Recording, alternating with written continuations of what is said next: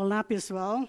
Mais uma vez, estamos juntos para dar continuidade ao nosso curso Reencontro com as Fontes da Arte e da Cultura Afro-Brasileira. Ontem, nós falamos sobre o domínio espanhol, a invasão holandesa, a arte de Rugendas, uma arte de publicidade para vender as coisas do Brasil, né? Na busca de investidores.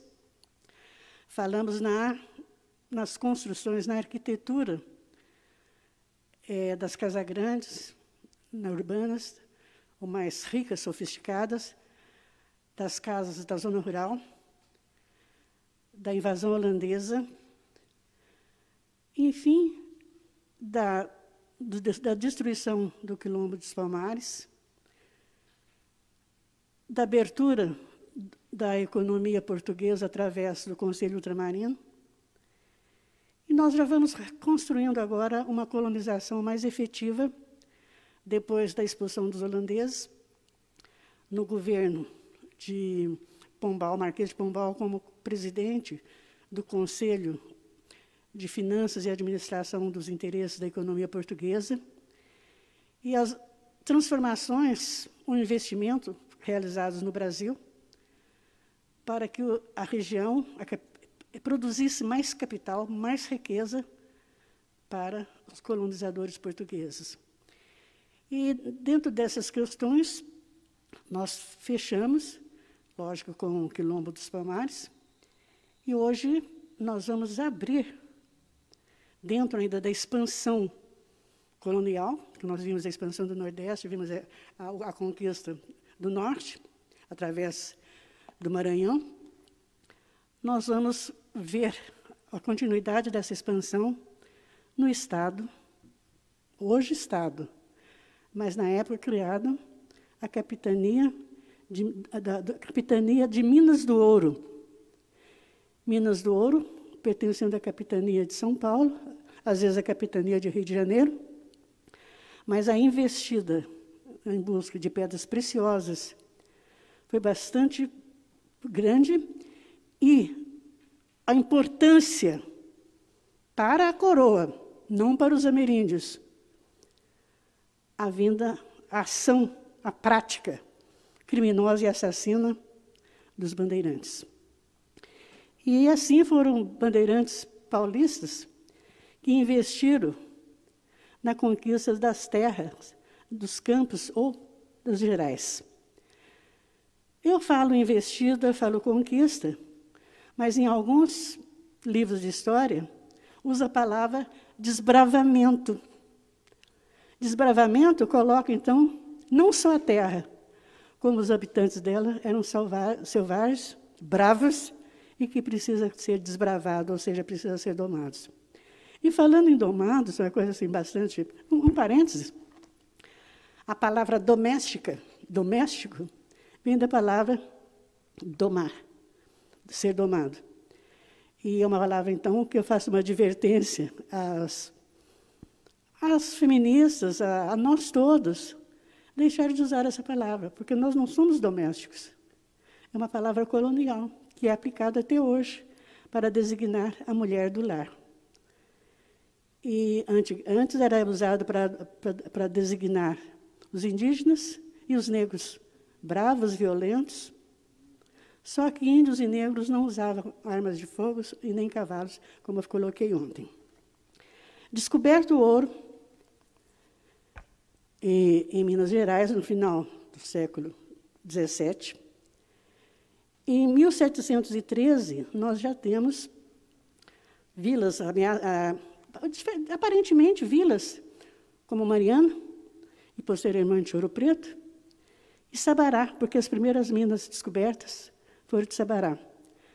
A gente fala Minas, mas primeiro o nosso ouro era ouro de aluvião.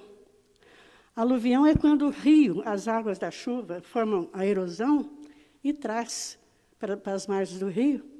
Essa terra, esse terrão, ele é recolhido e bateado na água, e esse bateado na água faz com que elas usam o mercúrio.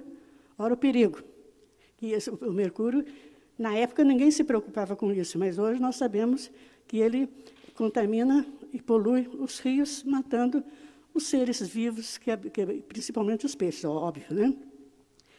E esse ouro foi encontrado em grande quantidade, e o afluxo da busca da riqueza e o investimento e controle de Portugal sobre as minas, que foi de uma rigidez fora de série, e dentro dessa rigidez foram construídas a riqueza, não só da região, como a riqueza de todo o Brasil, e principalmente a riqueza de Portugal. Os trabalhadores nas minas vinham principalmente da região do Congo, da região de Angola, e eles trabalhavam. Eu fiquei impressionada quando estive em Ouro Preto e vi como eram as minas e as condições que nossos ancestrais trabalhavam ali. A riqueza foi tão grande que, rapidamente, as vilas foram se formando, as igrejas foram se construindo, a riqueza foi aparecendo. E nós temos, nesse momento de crescimento das minas, aparece a língua, que é chamada de língua geral, mas que é Nhengatu. Nhengatu é uma língua, eu vou falar a palavra patuá. Eu não gosto da palavra dialeto, porque ela não diz muita coisa e marginaliza as diversas línguas. Patuá significa uma língua derivada de uma língua central original, que de certa forma, toma o aspecto híbrido de 2 línguas ou 3 línguas e forma um misturado que só determinado grupo fala. Esse Nhengatu foi a língua falada no sertão do Brasil todo, em todo o percurso em que se dava tropeiros, viajantes, bandeirantes. E qual é a origem desse patuá, desse tipo de linguagem? Vou ser sincera para vocês que a do Sul, correspondente à capitania de São Paulo, a região dominada por São Paulo, eu não conheço a origem, mas ela possivelmente era derivada do Tupi-Guarani e do português.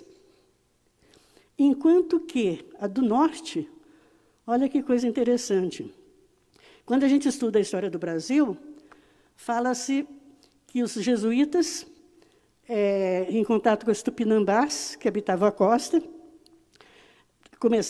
fizeram ali o início da catequese, inclusive a tradução do Tupi-Guarani para o português, fizeram uma gramática, e aí, em frente, a gente vê todas as qualidades que os jesuítas fizeram. Só que o patuá, a língua falada, no interior do Pará e Amazonas, era diferente da língua falada no Sul, e era derivada de índios tupinambás que fugiram das costas brasileiras, da beirada da praia, fugiram dos invasores e se adentraram pelo território afora, acabando de ir parar no Maranhão e no Pará. No Maranhão e no Pará. Então, veja, e até Amazonas. E essa língua, segundo consta, ainda é falada. E ela foi formada desse tupi-guarani já latinizado, porque esses índios já tinham passado pela catequese, em fusão, fazendo hibridagem com a língua do Aruac, falada além do Pará, o Amazonas, e que vestígios de grupos indígenas ainda falam essa língua. Isso é uma coisa interessante, que eu chamo a atenção para novos pesquisadores. E enquanto que a nossa, da região de São Paulo, desapareceu. Mas nós vamos ver mais à frente que, em determinadas vilas das Minas Gerais, ainda se fala línguas de origem banto, principalmente perto de Diamantina, das regiões auríferas. E em São Paulo também nós temos, foi encontrado, já muito estudado, a língua do Cafundó, uma cidade que fica da fronteira de São Paulo, perto da região de Ribeirão Preto, Formiga, etc. Formiga, Minas, Araxá. Então, esse Cafundó também ainda fala a língua de origem banto. E eu faço essa construção, primeiro, e as condições do trabalho escravo eram as condições de qualquer período, trabalhar sobre a chibata, receber uma ração de comida, dormir na senzala, em amontoados de negros, homens e mulheres. E uma característica social bastante importante desse momento é que, devido ao fato de, para a mineração, ser trazido poucas negras, então, essas poucas negras que vinham eram obrigadas ou eram usadas pelos senhores brancos. E porque não vinham mulheres brancas para as minas. Como não vinham mulheres brancas para as minas, os brancos se serviam das negras e das ameríndias. Então, muito cedo e rapidamente, se formou uma população mestiça. Olhe bem, vinha uma leva muito grande de negros e negras, em menor proporção, mas vinha muitos brancos em busca do ouro, da mineração. E, então, a mestiçagem foi feita rapidamente. E essa mestiçagem feita rapidamente, a relação pessoal, doméstica, a gente não tem um modelo.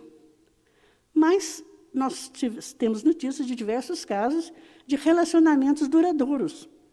Embora os homens brancos não coabitassem com as mulheres negras, mas eles, de alguma forma, mantinham os filhos. E com prole numerosa, obviamente, né? E outra questão bastante interessante também, que nesse momento, o negro de ofício, o negro de serviço, também cresceu. O que seria negro de ofício e negro de serviço? O negro que trabalhava em obra acabava aprendendo a desenvolver aquela atividade.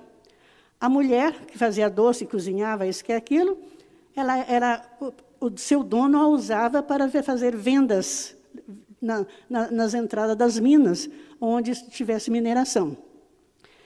E, muito cedo, essas mulheres aprenderam onde esconder um resultado de um trabalho que o seu senhor não sabia qual era. Então, com esse dinheiro extra que ela escondia em algum lugar, ela conseguia comprar a alforria do seu negro. E, quando o seu dono descobria isso, ela levava boas chibatadas. Então, muitos passaram a revistar as negras para ver onde é que ela escondia esse dinheiro, para eles conseguirem tomar. Então, foi uma sociedade bastante controvertida, e, dentro dessa sociedade controvertida, facilitava a compra da alforria. Porque, veja bem, se um negro descobre um aluvião farto, ele é premiado. E esse prêmio é a alforria. Agora, esse negro não tem outro trabalho a fazer, porque o seu ex-dono tem os escravos. Não existe o que nós vamos chamar de trabalho livre.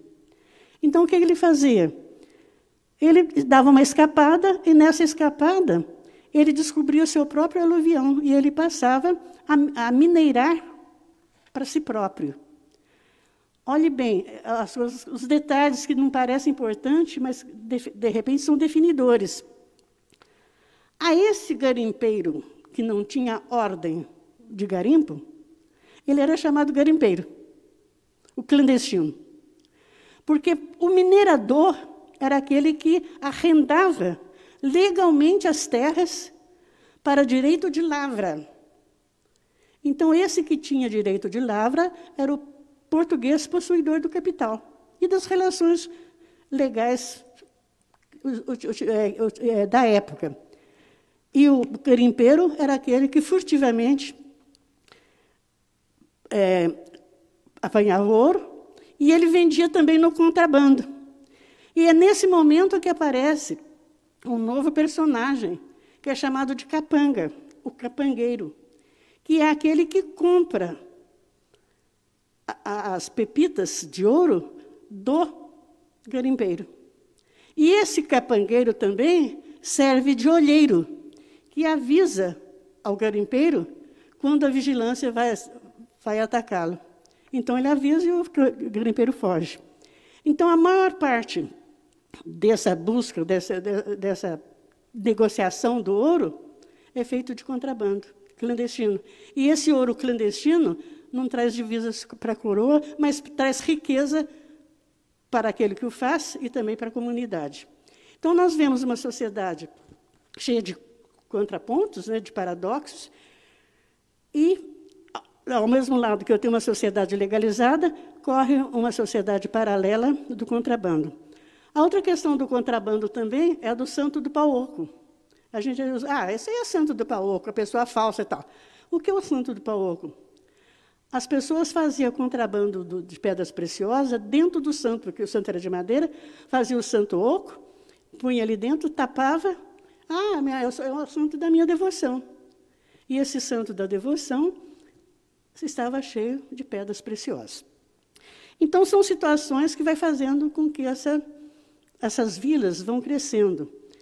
E, à medida que essas vilas vão crescendo, as relações que vão se estabelecendo, principalmente para esses negros ou mulatos, porque eu tenho uma sociedade agora com bastante mulatos, pelas relações que eu coloquei anteriormente, a questão religiosa também começa a aflorar muito forte. E essa questão religiosa é uma coisa interessante. O rei não permite a vinda de padres seculares. Então, as minas, o ofício religioso é realizado através de freios de irmandades. Então, quais são as principais irmandades que estão no Brasil nesse momento? Nós temos os franciscanos, os jesuítas já estão historicamente colocados, né? Os franciscanos, os carmelitas e os beneditinos. Então, são essas irmandades que investem também na mineração e, de certa forma, se ocupam da catequese e da religiosidade daqueles que trabalham na mineração. E como que divide a sociedade? A sociedade divide os donos do capital e das lavras, das minas, uma população anárquica livre e a escravaria. Então, eu tenho, nos franciscanos, as ordens terceiras. Então, todas as ordens terceiras, elas são da alta classe. E o interessante é que nós vamos encontrar aí as ordens menores, que são as irmandades e as confrarias. Essas irmandades e confrarias, elas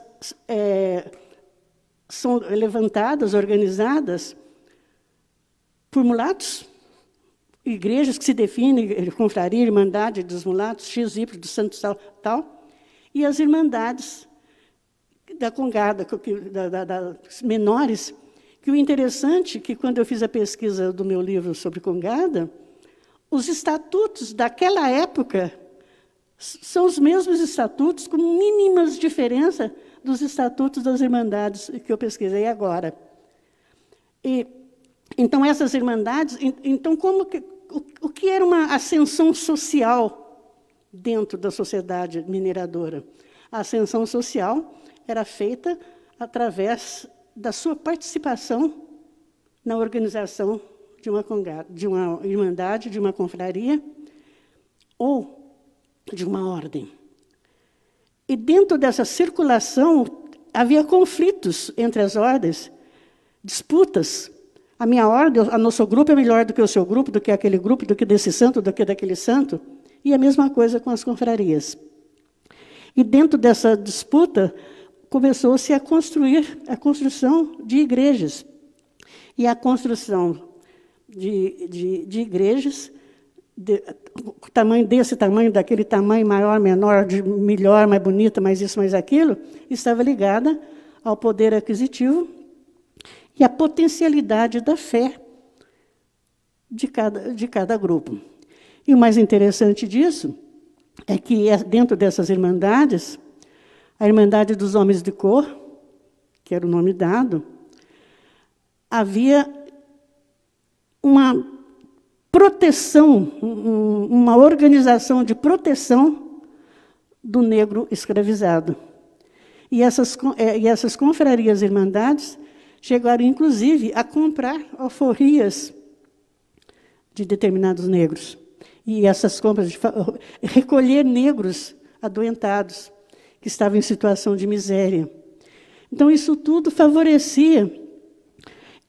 Mas o que adianta eu libertar um negro e ele vai trabalhar no quê? Porque não existe uma regulamentação do trabalho livre. O mulato, muitas vezes, conforme o pai que ele tem, ele é aproveitado como capitão de mato. A maioria dos capitães de mato, nesse período, acabam sendo os próprios mulatos, por causa da proximidade de origem com determinado senhor. E, dentro desse compadrio que vai se formando entre as confrarias, esses mulatos passam a aprender ofício. E, além desses mulatos aprenderem ofício, e mesmo negro aprendendo ofício, com quem que eles aprendem? Os especialistas que vêm de Portugal precisam de auxiliares. Então, formam as oficinas que colocam os jovens, os negros, os mulatos, para aprender o ofício. E dessa aprendizagem de ofício, muitos negros conseguiram a sua alforria e potencialidade de trabalho. Porque, se não fosse... Mas isso foi possibilitado pela mobilização da riqueza e da economia que se formou na sociedade, que agora eu uso a palavra sociedade de Vila Rica.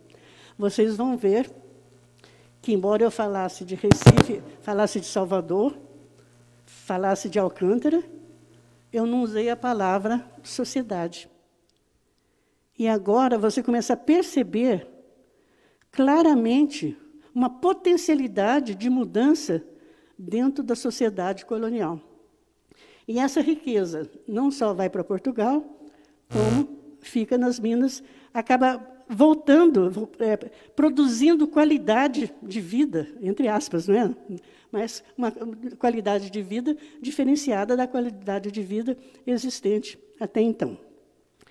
Outra questão bastante significativa, né, na construção das igrejas e das irmandades, além do crescimento da cidade, a possibilidade e a potencialidade de alforria vai nos levar a um elemento pouco conhecido, mas aqui em Poços bastante divulgado, que é o Chico Rei.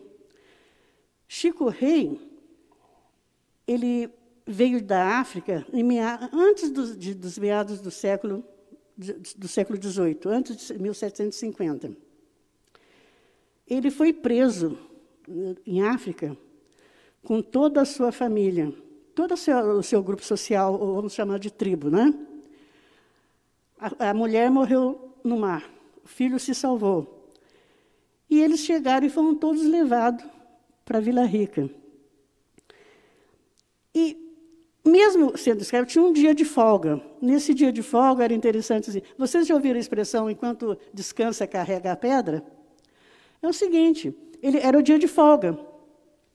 Mas, para ele não pensar outras coisas, ele era colocado para recolher as pedras da área. E essas pedras eram recolhidas e fazendo muros. Aqui na região de Botelhos ainda tinha, não sei se tem agora ainda, que eu fui, tirei uma série de fotografias, um paredão, um muro de pedra que ia a perder de vistas. Porque enquanto descansa, carrega a pedra, vai amontoando as pedras. Mas, nós estamos falando em ouro, nesse dia eu posso batear por minha conta. Então, nessa bateia por conta, porque é o dia livre, é o dia do descanso, eu podia pegar alguma pepita. E essas pepitas levaram a esse Chico, a comprar a sua própria alforria. E, na compra da sua própria alforria, ele começou a comprar a alforria do seu grupo africano. E um dia ele chegou no seu dono e disse, olha, você fechou a mina porque ela não está rendendo. Permita que eu possa trabalhar nela, ver se acha alguma coisa. O dono permitiu. E ele pôs a mina, revigorou a mina e a mina produziu. E nessa produção da mina, ele adquiriu uma igreja que já estava pronta. A igreja de Nossa Senhora do Rosário do Alto da Cruz. Nessa igreja do Rosário, Nossa Senhora do Rosário do Alto da Cruz, hoje é chamada de Santa Efigênia. Mas a Santa Efigênia não está no altar-mor. Quem está no altar-mor é Nossa Senhora do Rosário. Ele fez uma reforma nessa igreja de Nossa Senhora do Rosário. A Nossa Senhora do Rosário anterior, que estava nela, hoje está na igreja do Padre Faria, que fica em frente à mina encardideira, onde Chico Rei bateava. Eu visitei essa mina. E aí você parece um xadrez, né, que você não dá para entender. Mas é que os construtores da igreja eram portugueses. Houve uma briga entre eles, e dessa briga, dessa dissidência, de alguma forma, o Chico Rei aproveitou e adquiriu a mina. Esse Chico Rei, ele mantinha, eu vou chamar da palavra gueto, mas vamos dizer, ele mantinha uma vila, ou seja, um grupo fechado, com o seu próprio povo. E teve uma oportunidade em que a Nossa Senhora do Pilar, que é a igreja sede, vou falar de matriz, de Ouro Preto, passou por uma reforma, e o Santíssimo Sacramento veio para a igreja de Nossa Senhora do Rosário, dos Pretos de Catende. Ficou guardado lá. Mas, quando foi para voltar para a inauguração da igreja, houve uma grande festa. E nessa grande festa, com uma procissão, gente, uma das coisas mais bonitas que eu já vi descrita dentro da história do Brasil, que deixaria o Joãozinho 30 de boca aberta, foi a montagem do desfile em alas, cada ala mais rica do que a outra, porque cada ala pertencia a uma dessas irmandades e dessas ordens que eu me referi. E nessa beleza de descrição, aparece já o que nós conhecemos aqui. Um grupo de mouros e cristãos, vermelho e azul. Nós vamos, porque essa minha narrativa, depois eu vou ilustrá-la através das gravuras. E Chico Rei acabou sendo o guardião desse Santíssimo. Chico Rei, para restaurar a sua própria igreja, ele fazia, na festa de Santíssimo Sacramento, uma procissão em que as negras iam com a cabeça toda coberta de ouro em pó. E esse ouro em pó era jogado na pia batismal, e com esse ouro arrecadado, ele conseguiu reformar a igreja. Então, nós temos, e dando um salto qualitativo, consta que Alvarenga Peixoto, um dos inconfidentes, passou a noite da derrama lá, junto ao grupo agora já era o filho de Chico Rei já tinha falecido. Porque, hipoteticamente, os soldados, estou falando hipoteticamente, os soldados que deveriam se armar para a Inconfidência, foi chamado os soldados do Chico Rei. A sede do Chico Rei era totalmente fortificada e protegida pelos seus próprios guardas. E por que Chico Rei? Eu estou falando de Chico Rei e não disse por quê. Esse séquito e inauguração da Igreja do Pilar foi feito pelo primeiro bispo de Vila Rica. E esse bispo, ao saber da liderança que Chico Rei exercia junto à comunidade negra, porque não só a dele, mas as outras comunidades os respeitavam como rei, ele foi confirmado rei pelo bispo de Mariana. Porque a Mariana era a sede das cidades ao redor.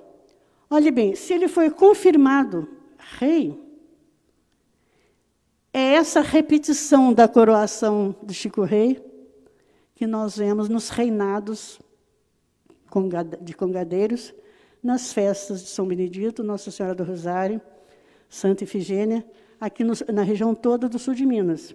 Eu estou falando do sul de Minas, mas também em outras cidades de Minas e São Paulo existe. Mas eu estou trazendo para nós porque é que nós conhecemos, né? E voltando a essa questão, que eu estou falando em riqueza, estou falando em construção de igreja, mas começaram, então, a ser atraídos, junto em busca da riqueza, todo tipo de artífice, de consultores, de artistas, que vinham de Portugal para trabalhar a arquitetura e a arte no sentido amplo. Agora, abrindo um parêntese, nós temos, eu citei ontem, Olinda, Recife, que foi instalada por Maurício de Nassau, Salvador. Lá também tinha os seus artistas, mas cada irmandade trazia o seu próprio artista.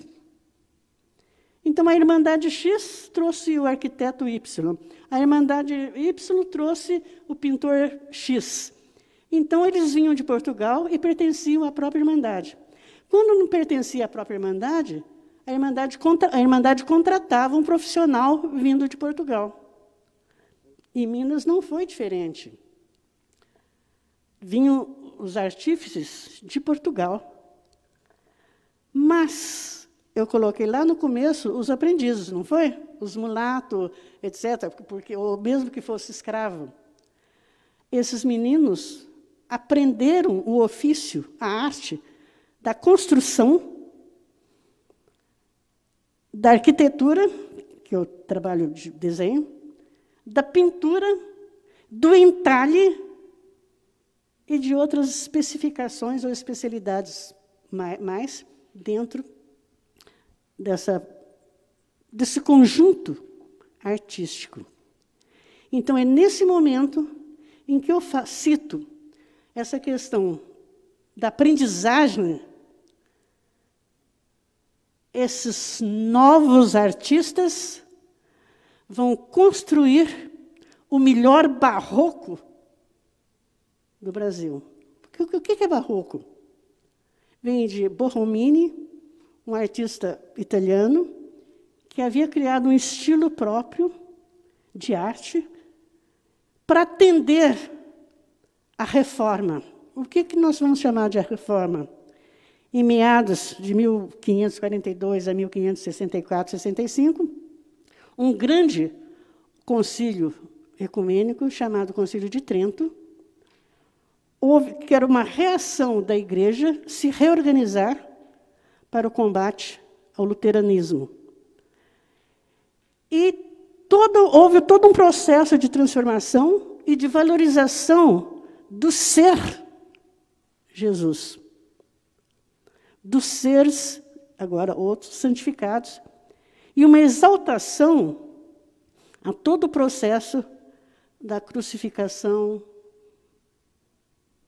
da morte de Deus na Terra. E essa expressão artística se caracterizou principalmente pela dramaticidade das suas imagens, As suas imagens tinham feições, tinham características, não daquele de olhar para cima, como na Idade Média e Renascimento, mas de sofrimento, de mostrar que Jesus, homem, sofreu.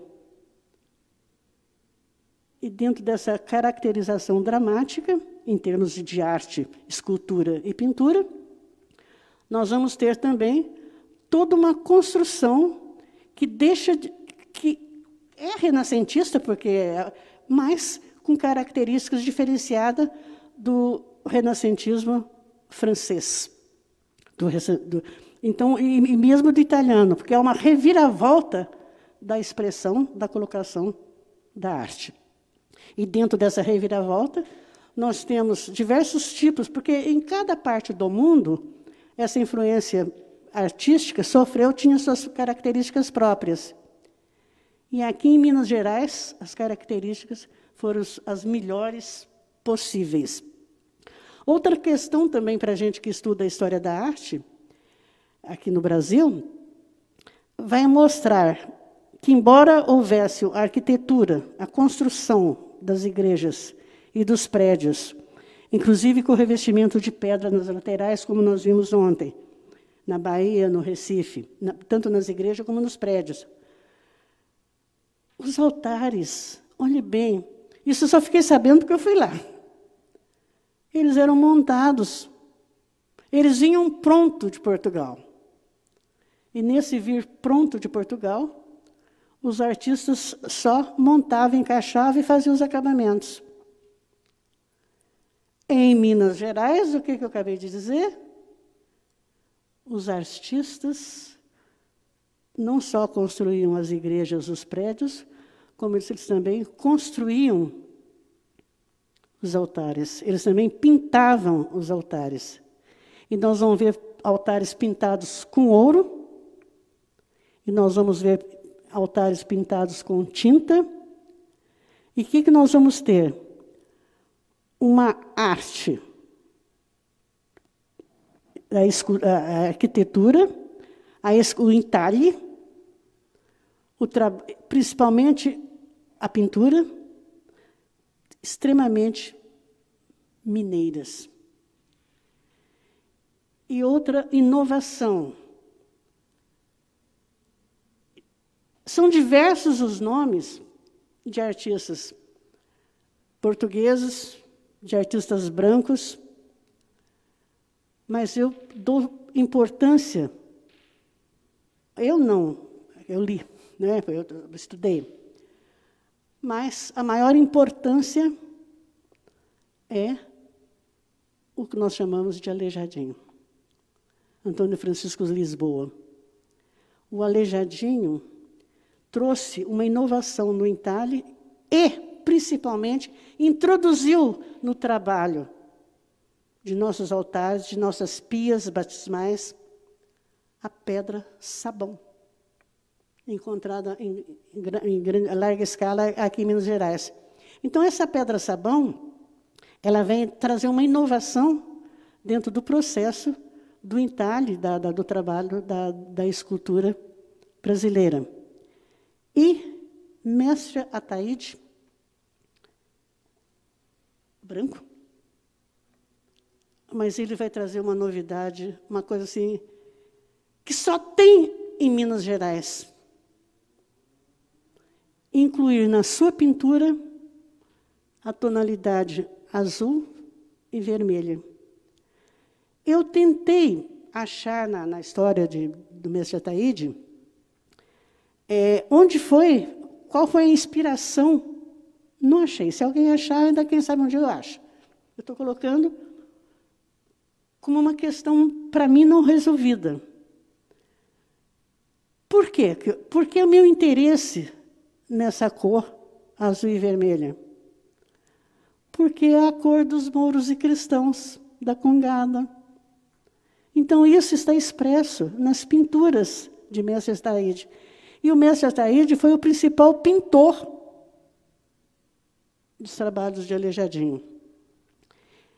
E outra questão de mestre Ataíde, branco, foi colocar características de mulatice, de negritude, nos anjos, nas estátuas.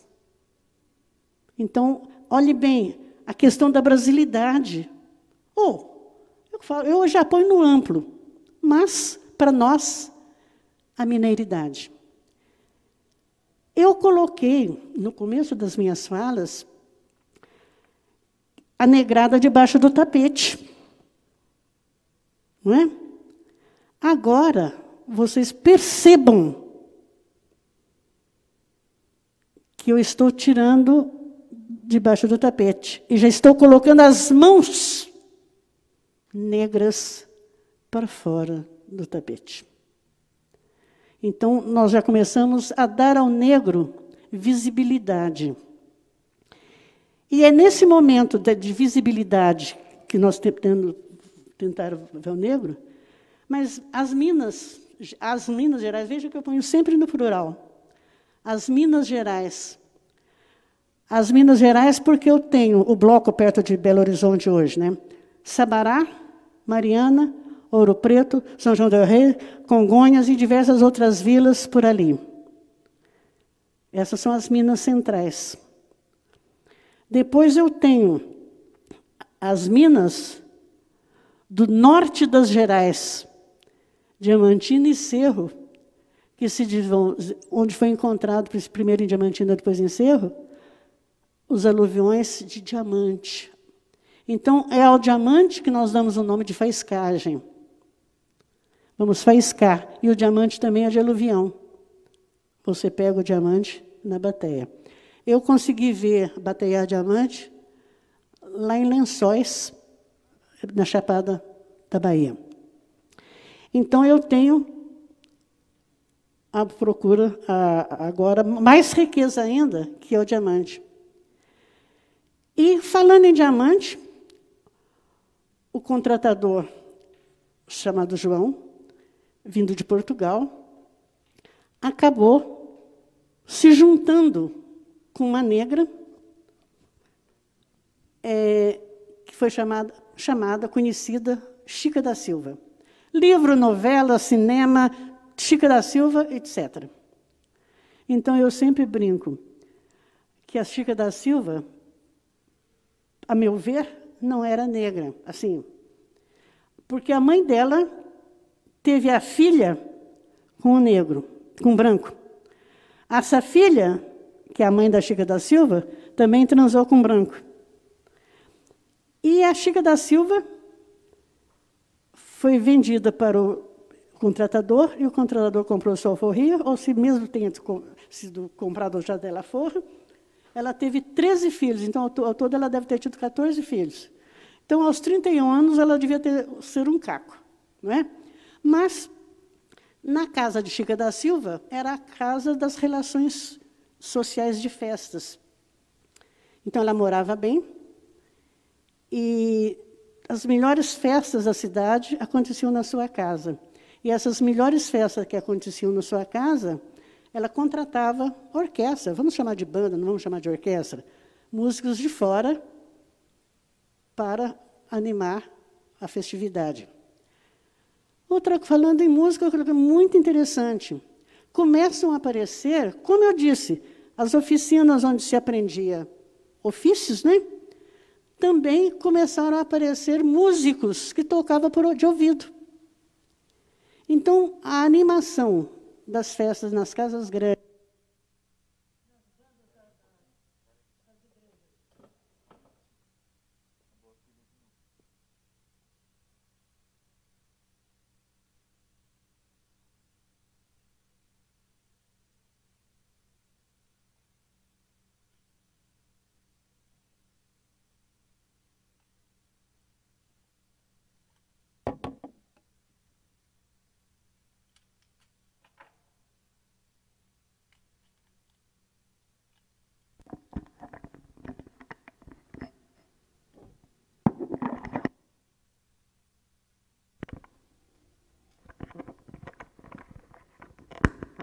então, essas festas eram animadas por músicos que tocavam de ouvido. Aprendia na prática. E esses músicos, qual era a cor da pele deles? Negra e mulatos. Então, nós vamos ver aí o crescimento também de outra arte, que é a música. E nós, mineiros, do século XVIII, chegamos ao ponto de ter, na minha avaliação, desconhecido do mundo, mas uma das maiores expressões barroca, o padre José Maurício Nunes, que compôs os melhores hinos religiosos, da maior qualidade erudita, aqui nas Minas Gerais. E a maior parte do seu acervo ninguém sabe explicar. Foi encontrado na Alemanha. Como foi parar na Alemanha, ninguém sabe. Mas essa documentação toda já tem o seu retorno e já é muitas vezes orquestrada. E nós vamos ver, daqui a pouco, ouvir o padre Maurício. Então, dentro dessa contextualização, nós vamos perceber que as Minas Gerais, nesse momento, tornaram-se o coração da produção de riqueza e dos interesses de Portugal. E Minas Gerais não tinha, de certa forma, a sua independência política, porque ela estava sempre ligada à capitania de São Paulo, Rio de Janeiro, outra hora era de São Paulo, fora Rio de Janeiro, e esse trâmite político durou por muito tempo. E nós chegamos até a pertencer, Goiás, Pirenópolis, Goiás Velho, fazia parte da capitania de Minas Gerais. E nós, aqui do sul de Minas,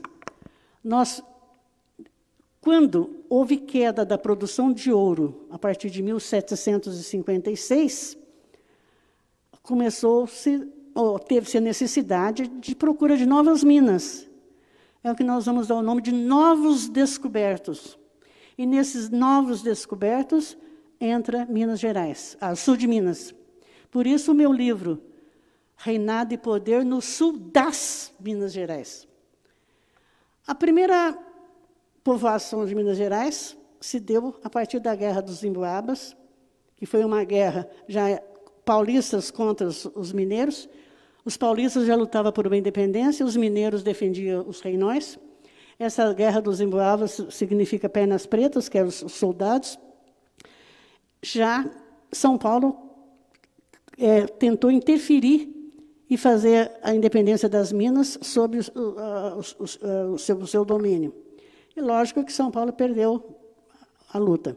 Mas os mineiros que lutaram pelo lado de São Paulo, querendo libertar-se de Portugal, acabaram vindo parar na região que hoje chama São Sebastião do Paraíso. Isso em 1714. E, a partir disso, as primeiras fazendas. Mas a ocupação, propriamente, das terras no sul das Minas Gerais começaram a acontecer a partir de 1760. Aí a povoação dessa região. E permeando todo esse processo de ocupação, um outro parênteses que eu abro aqui é a presença de um grande quilombo. Primeiro, ele teve o nome do seu líder, Quilombo do Ambrósio. Depois passou a ser chamado Quilombo Grande. Esse quilombo, pelos meus estudos, que faz parte do meu livro, ele foi maior do que o Quilombo de Palmares, em ocupação de território. Mas, como todos os outros quilombos, o Quilombo do Ambrósio tinha interesse de manutenção apenas da sobrevivência, uma vida livre, independente. Eles não tinham visão política do contexto escravocrata e a necessidade de libertar-se de Portugal. E, obviamente, o Quilombo do Ambrósio foi dizimado em 1759. Continuou sobrevivendo, mas em menor proporção, porque o seu grande líder, que era Ambrósio. E é nesse momento desse quilombo que nós temos a participação dos índios caiapós. Os índios caiapós eram os colaboradores, os auxiliares, os companheiros de Ambrósio. Inclusive, um índio caiapó, o dia que eles foram surpreendidos, era a festa de casamento de um índio caiapó com a filha de Ambrósio, foram todos mortos. Mas a sede, mas esse quilombo do Ambrósio, gente, pegava aqui Caconde, Cabo Verde, Divinolândia, olhe bem, saindo do Triângulo Mineiro da região de Uberlândia e Uberaba, pegando Franca, aquela região toda, vinha se estendendo pela região de São João da Boa Vista, essa faixa que pega em direção a Paraty, essa região toda do sul de Minas, e, na verdade, a extinção desse quilombo só vai se acontecer em 1764, quando Dom Diogo Lobo, governador de Minas, faz uma investida violenta dizimando os quilombos menores, que ainda existiam. E ele passa por Ouro Fino, para extinguir o quilombo aqui de Ouro Fino, aqui perto, né? Passa por trás de Pouso Alegre, acaba indo por Carmo do Rio Claro, vai em Jacuí, onde era a sede de troca de moeda, ao invés de ir para São João, quem vinha de Goiás, em vez de ir para São João do Rei, podia trocar a moeda aqui em Jacuí, perto de Passos. De Passos, aqui, Passos, São Sebastião do Paraíso, Pratápolis, ali daquele meio. Ele veio até Jacuí inaugurar a Casa da Moeda. E quem era o secretário dele? Era o Cláudio Manuel da Costa, que foi um dos inconfidentes. E colocando essa questão da dizimação dos quilombos, do quilombo do Ambrósio e agora dos quilombos menores, ontem eu citei as 7 missões jesuíticas que se rebelaram contra o governo português, porque eles queriam criar uma república independente, tendo uma liderança religiosa. E eu citei ontem que quem dizimou as 7 missões foi Gomes Freire de Andrade, também governador de Minas, logo depois. E logo depois do Gomes Freire de Andrade, nós vamos ter Luiz Cunha de Menezes. E esse Luiz Cunha de Menezes, Visconde de Barbacena, acabou sendo o governador que dizimou os inconfidentes. A Inconfidência Mineira foi uma tentativa, uma conjuração, vamos dizer, para libertar-se de Portugal. Mas os integrantes dessa conjuração eram pessoas da elite econômica e social da região de Mariana Vila Rica. E essa elite não tinha por interesse, não tinha dentro do seu projeto político, a abolição dos escravos. Porque não se pensava, na época, como resolver o problema do trabalho livre. Então, a questão do escravo tornou-se como se fosse uma coisa normal, uma normalidade, e não, no nosso entender, um sentido de exploração. Negro não é gente, tem que trabalhar para branco e ficar quietinho. Então, não teve significado maior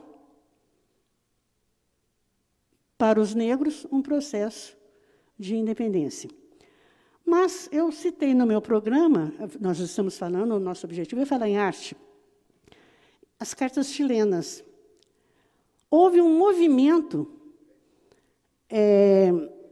literário que foi chamado o movimento da Arcádia mineira, arcádico, né? Esse movimento aparece Basílio de Magalhães, com um livro Uruguai, com poema, são poetas, Tomás Antônio Gonzaga, Cláudio Manuel da Costa. Mas as cartas chilenas foi uma série de poesias que foram publicadas antes da derrama, antes do processo de Inconfidência, e que o primeiro texto de Cláudio Manuel da Costa chama Vila Rica. Esse Vila Rica, ele trata da fundação das cidades, trata do combate aos índios que resistiam ali na região, e ele trata de um cotidiano, né? E ele oferece essas poesias para Dom Luiz da Cunha Menezes, que era o governador de Minas. Mas, logo em seguida, ele começa a fazer uma série de sátiras. Publica umas poesias anônimas, usando pseudônimo, que foram chamadas de cartas chilenas, depois pelos estudiosos. Por quê? Ele se dialogava com Tomás Antônio Gonzaga. Tomás Antônio Gonzaga morava, entre aspas, hipoteticamente, em Santiago do Chile, e quando ele citava Salamanca, que é uma universidade da Espanha, na verdade, ele estava falando de Coimbra, então ele trucava tudo para confundir. E o maior interesse, desespero da época era descobrir quem eram esses dois sátiros. E não foi descoberto, quer dizer, foi descoberto só muito depois. Então, e essas cartas chilenas tornaram-se famosas, e o seu compêndio pôde ir para a posteridade e ser estudado. Então, foi um movimento literário grande, literário branco. Esse pessoal todo estudou em Coimbra. Então, o seu estilo literário continuava sendo europeu.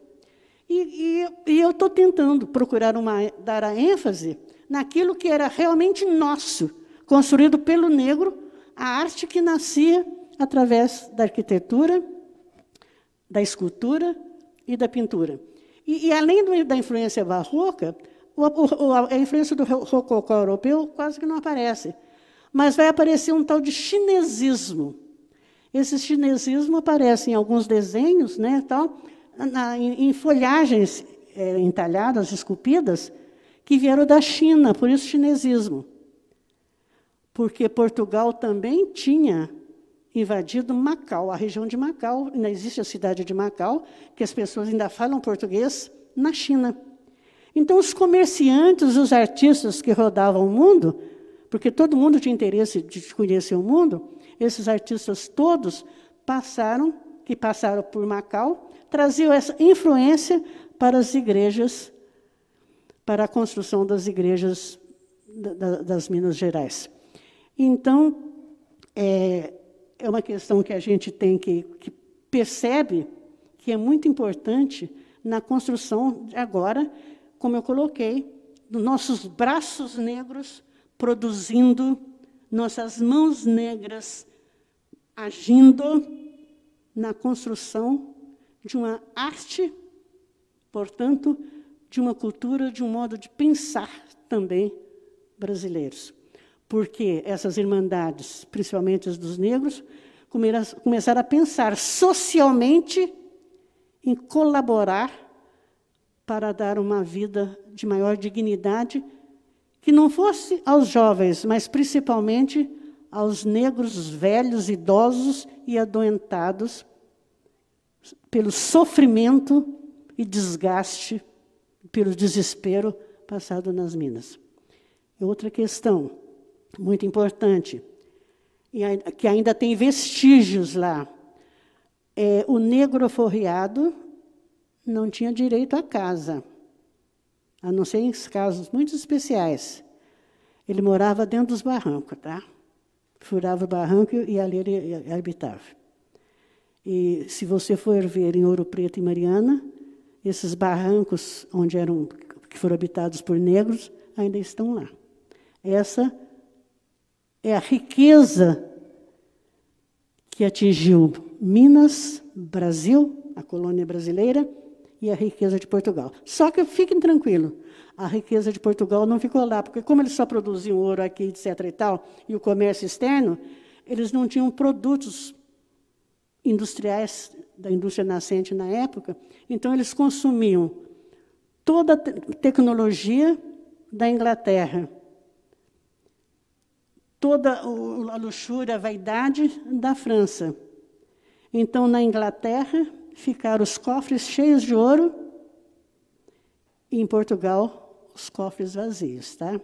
Então, nós podemos passar para as ilustrações, né, meus amigos? Vamos, o que nós temos primeiro aí, meus auxiliares técnicos.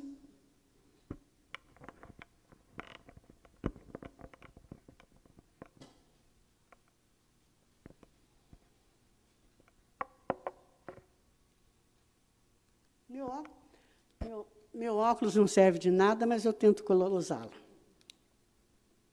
Aqui vocês veem, dentro do interior de uma mina, uma bateagem.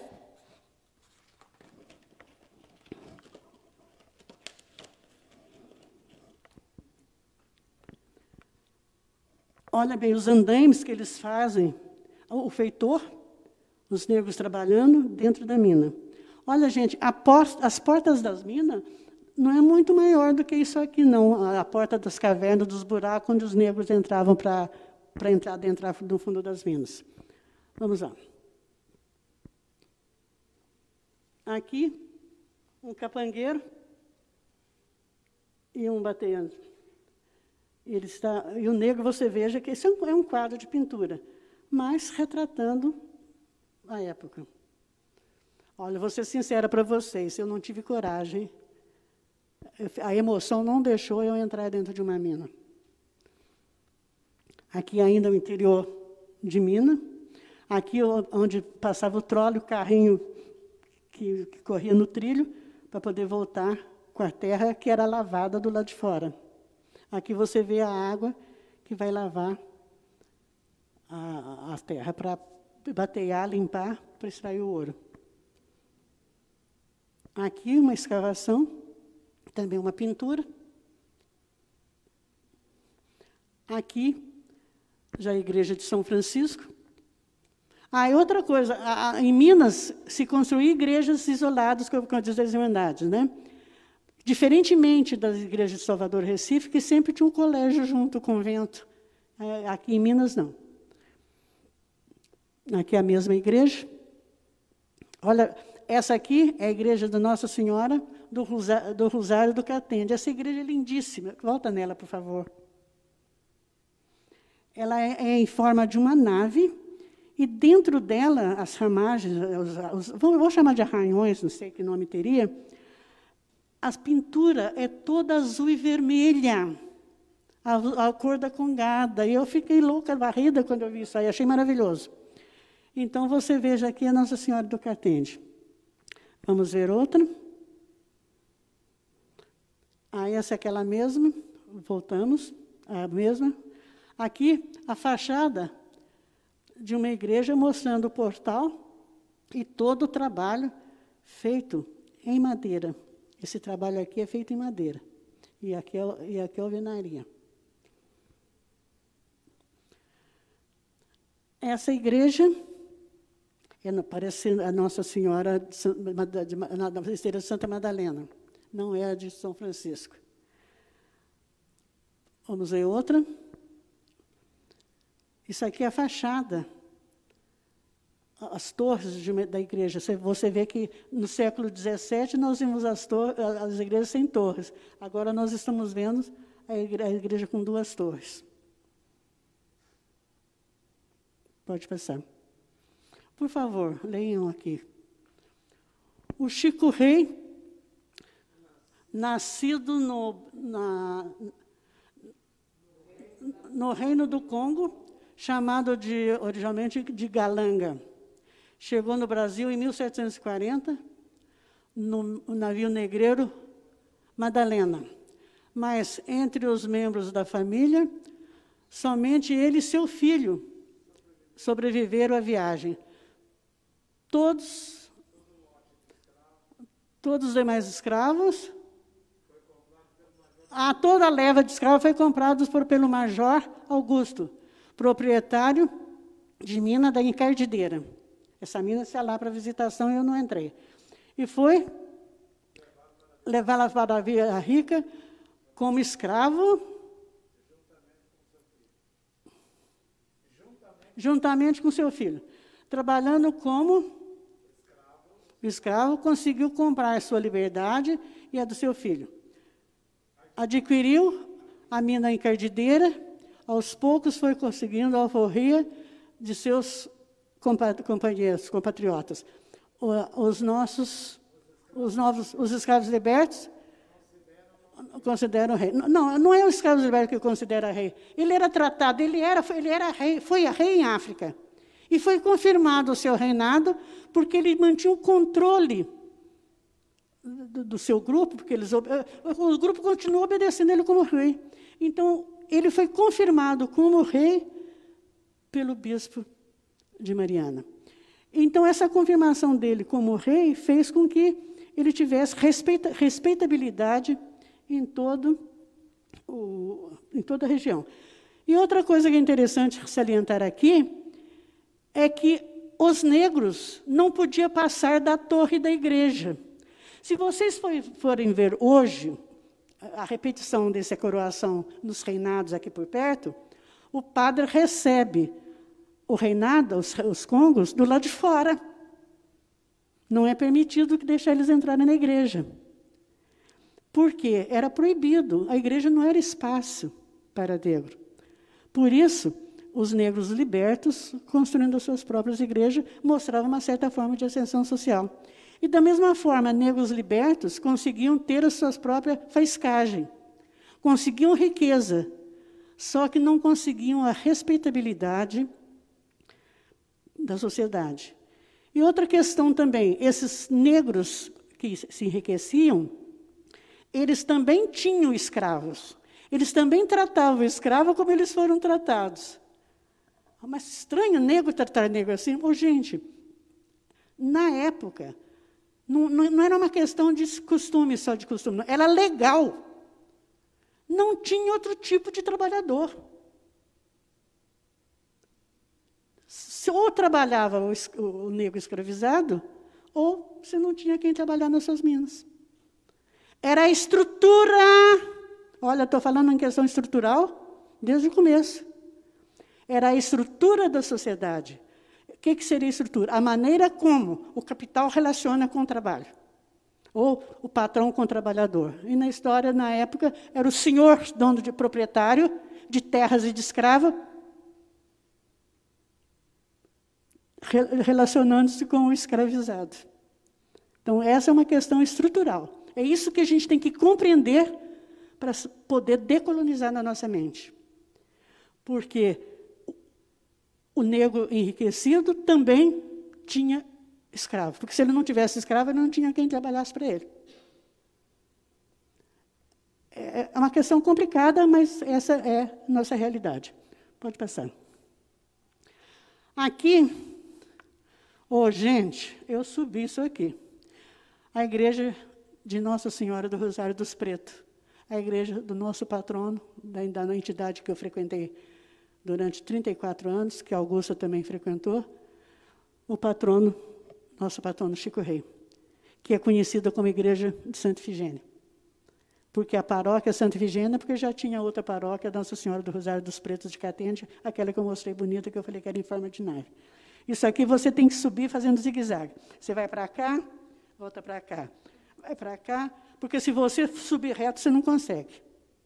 De tão íngreme que é essa ladeira. Pode. Bom, aqui é o interior dela, mas as coisas não são nítidas. A Nossa Senhora do Rosário. E não dá para... E aqui todo... Deixa eu ver se o chinesismo aqui. O chinesismo aqui vai aparecer nas laterais. Aqui, olha. E principalmente naqueles altares que tem do lado. Esse aqui, a Nossa Senhora parece, não é do Carmo, é do Carmo. Outro. Vocês veem a beleza do trabalho, do entalhe em madeira, os detalhes. Esses detalhes são características só de Minas. Não tem nas outras igrejas barrocas. Isso é que faz a diferença. Vamos continuar nas diferenças. Igreja do Bom Jesus do Matozinho. Onde fica isso aqui? Olhe bem. São os profetas, os 12 profetas de Aleijadinho, em Pedra Sabão. A igreja de Bom Jesus de Matozinhos, a cidade é Congonhas. E esses 12 profetas, inclusive, estava se estudando uma forma de protegê-los, que parece que eles estão sendo corroídos pela erosão, pelo tempo, né? Pedra Sabão, a chuva, a erosão vem. Pode passar, vamos ao interior dela. Agora eu faço questão. vamos ouvir uma das melhores músicas, hino religioso barroco. É belíssimo.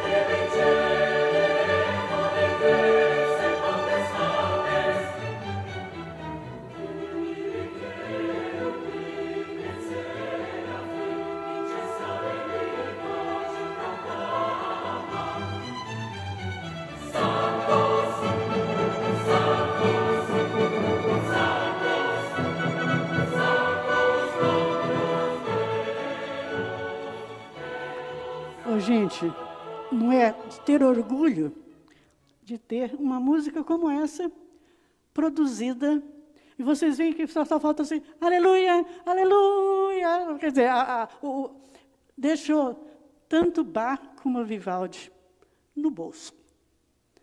Eu falo isso porque eu me orgulho muito da nossa produção cultural. E podemos continuar depois do Padre José Maurício. Aqui um detalhe de um profeta lá de Aleijadinho, em Congonhas. Aqui os detalhes. Eu falei da dramaticidade das expressões das imagens. Porque o barroco queria mostrar que se Jesus sofreu tanto, ele que era Deus, foi tão martirizado e aguentou, o ser humano pode aguentar também, para alcançar a salvação. E, de certas formas, as imagens barrocas na Europa eram imagens que representavam o sofrimento e o martírio de Jesus. E que nós, homens, não temos que reclamar. Quer dizer, que era uma doutrina, uma ideologia de subordinação, de aceitação, de obediência, de cabeça baixa, não de orgulho. Mas você vai ver nessas expressões a expressão humanizada colocada por Aleijadinho e expressada pela pintura do mestre Ataíde. Pode ser outro. Essas pinturas, nós colocamos 12 profetas, né? Que é a Via Sacra. Elas estão colocadas em pequenas capelas. Cada capela tem um passo, um dos passos da Via Sacra.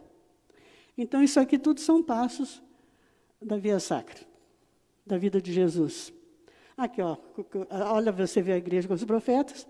Isso aqui desce do lado de cá e do outro lado. É um espaço bastante grande, um espaço enorme.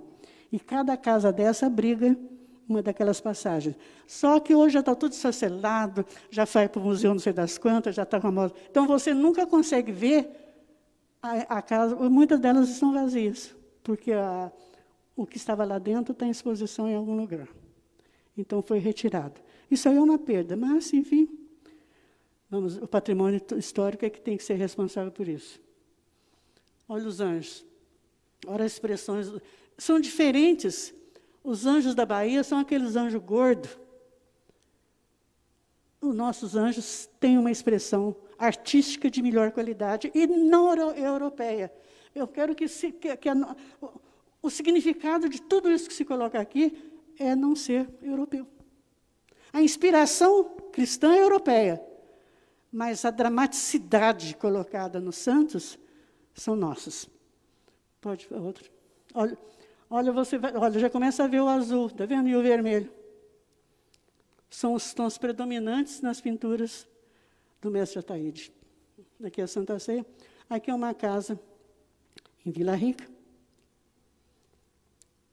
Aqui, não sei qual igreja é essa, mas também ainda é em Vila Rica, em Ouro Preto. Igreja é do Carmo? Esse aqui é Lázaro, pintura do Aleijadinho. Olha a beleza e o contraste, a harmonia em que ele colocou, e o vermelho e o azul. Olha aqui novamente, Santana. Ah, não, Nossa Senhora com o menino. Olha o tamanho do nariz do anjo. Tá? A mulatice colocada já. Ele retratando a população de Ouro Preto, gente. Era com quem ele convivia.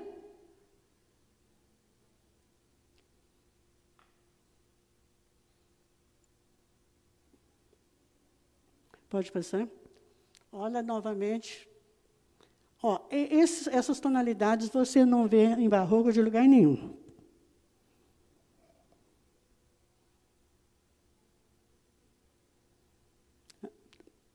Tá? Continua mestre Ataíde. E esse, o barroquista, o artista maior do período no Brasil. O Aleijadinho. Olha o nariz do menino, do anjo. E aí nós vamos ver os rococós. Isso aqui já é iluminura. Esses desenhos. É outra característica de arte rococó europeu. Esse aqui, hipoteticamente, seria um autorretrato, né? Aqui é a igreja de Nossa Senhora do Carmo, a igreja que tem mais ouro no Brasil. E é do Carmo, não, do Pilar, que é a padroeira da cidade. Aqui é a Pietà, volta. Você vê uma Pietà diferente. Está vendo?